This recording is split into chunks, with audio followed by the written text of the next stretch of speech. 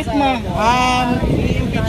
1 million. Grabe naman yan. Ito, magkano ito? Mga 3 million to, 3 million. grabe naman yan. Yung Louis Vuitton. Oo.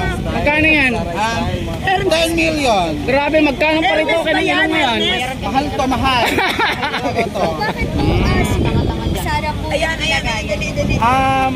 Ito nga si Madam Sara. Ano daw eh. Marami daw kasing nangyayari kaya ginaya ko kaya proud akong ginaya ko siya. Isang siya minute yan. Siyempre. Ang mukha mo talaga si BP Sara nga tamang-tam. Pero bakit ganun yung ipit mo? Kala ko ba nagnakaw ka ng 125? Bakit ipit ng ipit ng damit? Ayan o, para kunyari hindi ako mahirap. Mayaman kasi ako. Kaya yun ang inipit mo. Okay. Para So magkano lahat yan? Magkano paggawa ng ilong ngayon? 125. O sige, ayan. Paano? Paano mo si BP Sara dali? At saka yung mga eksena ni BP Sara, sige, example nga dyan. Okay. Guys, ayan. Grabe naman yan. Wala kayo talaga dyan, BP Sara talaga yan. Thank you po. Kaya magre-resign na ako bilang Vice President ng ating bansa. Grabe naman yan. Ang tindi Hindi lang ako eh. Kaya Bakit ka mai-impeach? ninakaw ko daw ang 125 million. Saan mo pinunta ang 125 million? Pumunta ako sa Germany. Nagkape ka lang doon? Yes naman. Magkano yung damit mo? 1 million. Grabe naman yan. Ito, magkano ito? Mga 3 million to, 3 million. grabe naman yan. Yung Louis Vuitton. Oo. Magkano yan? 10 million. Grabe, magkano pa rin ito? Kailangan mo yan? Mahal to, mahal. Ito. Ayan, dali. Ito nga si Madam Sara. Ano daw eh. Marami daw kasing nangyayari kaya ginaya ko kaya proud akong ginaya ko siya. Isang siya minute yan. Siyempre. Ang mukha mo talaga si BP Sara nga tamang-tam. Pero bakit ganun yung ipit mo? Kala ko ba nagnakaw ka ng 125? Bakit ipit ng ipit ng damit? Ayan o, para kunyari hindi ako mahirap. Mayaman kasi ako. Kaya yun ang inipit mo. Okay. Para So magkano lahat yan? Magkano paggawa ng ilong ngayon? 125. O sige, ayan. Paano? Paano mo si BP Sara dali? At saka yung mga eksena ni BP Sara, sige, example nga dyan. Okay. Guys, ayan. Grabe naman yan. Wala kayo talaga dyan, BP Sara talaga yan. Thank you po. Kaya magre-resign na ako bilang Vice President ng ating bansa. Grabe naman yan. Ang tindi Grabe ang buhok sa Di ba, ginaya nila si BP Sara kasi nga daw, ninakaw daw niya. Nagulat ako kay Madam. Kaya iyan, ganun sa kaya. Interview siya. Ganda. Ano masabi mo doon? Wala akong masabi. Talagang siya ay nagnakaw. Ipit pa lang milyon Ay, magtanong muna. Nanay, nakakaawa ka naman. Hindi ka nga ata makabili ng sunscreen. Ipakita mo yung mukha mo para makita kung ano yan. Ulit. Wait. Naawa kayo sa akin. Eto irerepat ko. Umasal kayo sa bahay ko. Hindi sa pag-ano. Ang laptop ko, tambak doon. Alam niyo kung bakit? Dahil, eto hindi ako nagbibiro. Alam niyo kung bakit marami akong laptop. Ang dati kong opisina, ang asawa ko dati, sa Cebuana Project nagtatrabaho. Ang trabaho niya doon, alam niyo kung ano, computer programmer. Ngayon, ang Cebuana nag-i-issue ng laptop, every 2 years pinapalitan ng laptop. So, yung nagiging laptop ng ex-husband ko, nagiging kanya na yon. So, ano nangyayari? Pinapagamit sa amin, binibigay. So, tumatambak ang laptop Hindi ako nagsisinungaling, pumunta kayo doon, nakakaawa. Sige. Pumunta kayo sa live stream ko, balikan yung mga live ko, tingnan nyo kung nakakaawa ko doon. Sige, ano pa? Sige nga. Yung mga anak ko saan nag-aaral. Ay! May tanong? Oo. May tanong, saan nag-aaral ang anak ko, ha? Sige, nakakaawa ako. Ganito lang yung tsura ko, ha? Ang anak ko, katatapos na ng college ulit. Dahil aral ng aral. Ngayon, nagmamasteral na naman sa PWU. Yan ba nakakaawa ako? Nagmamasteral ang anak ko sa PWU. Miss, i-check nyo. Eto pa. Ang anak ko, nagtatrabaho sa JP Morgan.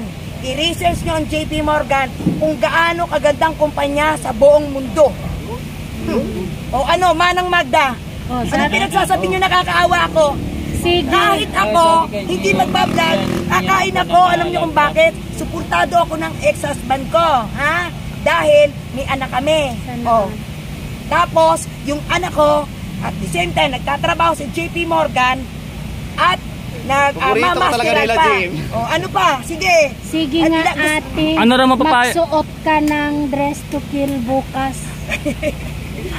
Oy, Magda, hindi ako si ulo para pumayag sa gusto mo. Alam mo kung bakit? Kayo ang pumasok dyan sa live niya yan. Kayo ngayon na ire-rebat ko. Huwag niyo akong pasunodin sa gusto ninyo. Kayo sumunod sa akin kasi kayo nakikipag-rebat sa akin. Obo-obo. Ni Ma'am Richelle, wag mo raw ibulgar ang personal mo, madam. Hinuhuli ka lang niyan. Hindi, okay lang yun. Alam niyo kung bakit? Kasi minamaliit ako eh. Minamaliit ako. Pero kahit maliit ako, ako nagsasabi ako ng totoo, walang kasinungalingan yun. Ang dalawa kong anak na babae, yan ay pinalaki ko ng nasa tama, ha? Yung bunso ko, alam niyo kung ano? Laging may honor. Laging ano yan, lumalaban sa mga contest until now. Kaya huwag kayong ire-rebat sa akin na sasabihin nyo pa na umuwi na kasi gusto ng pamilya. Mga kobob kayo, bago kami umalis, ayos yan. Ano pa? Sige, basa. Bukas naman daw, mapaganda ka daw bukas. Hindi na, hindi nga pwede tayo magpaganda kasi nga nabilad sa araw eh. Balikan nila yung mga live ko doon. Ano masasabi mo sa mga single mother? Ay ako, yan. Ano masabi mo? Single ako, single mom. O, pero nakita nyo matatag ako. Ganyan dapat kayo. Think positive kayo. Hindi kayo mawawala ng pag-asa. At saka, ituloy nyo lang.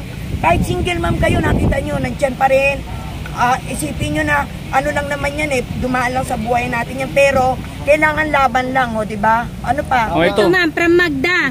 Si Magda. Ito, sagutin nyo nanay. Nanay tawag sa'yo. Pag ma-explain nyo ng maayos, baka lilipat ako sa Duterte nyo. Bakit hindi ma-explain ni BP ang OBP budget at hindi siya uma-attend kung pinapatawag sila? O, diba? O, umpisa pala buka. Tatanga-tanga ka. In-explain na nga ni BP Sara. Meron pa nga siyang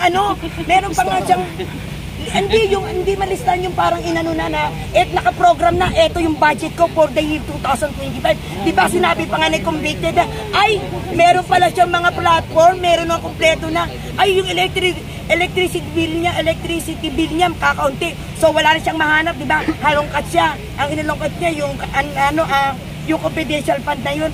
O ano pa? Ulitin mo nga yung tanong, meron pa akong gusto sagutin doon sa explain. Bakit hindi ma-explain ni BP ang OBP budget at hindi siya uma-attend kung pinapatawag? Bobo pala to. Bobo talaga itong Magda to. Unang araw pa lang umatin siya, na-explain na niya. May format pa nga siya. Hindi pa natatapos ang year 2025. Gawa na ang proyekto niya. Ibig sabihin, yung lahat ng kukuhanan niyang expenses na galing dito sa gobyerno ay hindi pa man tumutungtong ng year 2025. Naka-project na yan. Ibig sabihin, nakalaan na doon bawat isa. O ano pa yung isa? Meron akong gusto sagutin doon eh. Yung nung bakit di siya uma-attend? Mga opo ba kayo?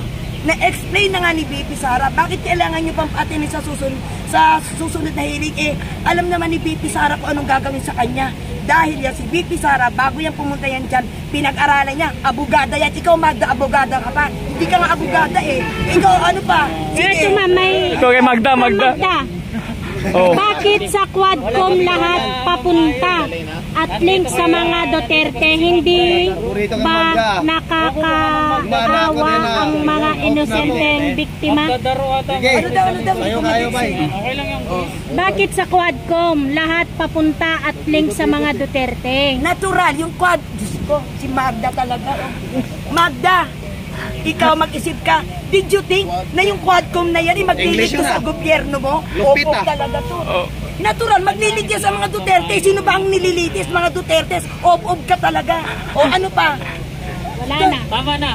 Bakit daw ililig sa Duterte? Natural, sino ba ang hinihiring nila? Di ba nga Duterte? Alam nga naman ilink yung kanilang poon. Ob-ob talaga to. Oy, lumayas ka na dyan.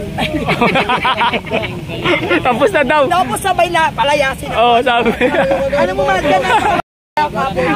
Pumasok ka nga sa live ko, hindi ka pumapasok sa live ko. Tapos, Kasi, tinan mo yung tanong niya. Bakit daw yung link sa Quadcom puro Duterte? Natural, alangan naman ililink ang BBM nila. Paala po yung 1.4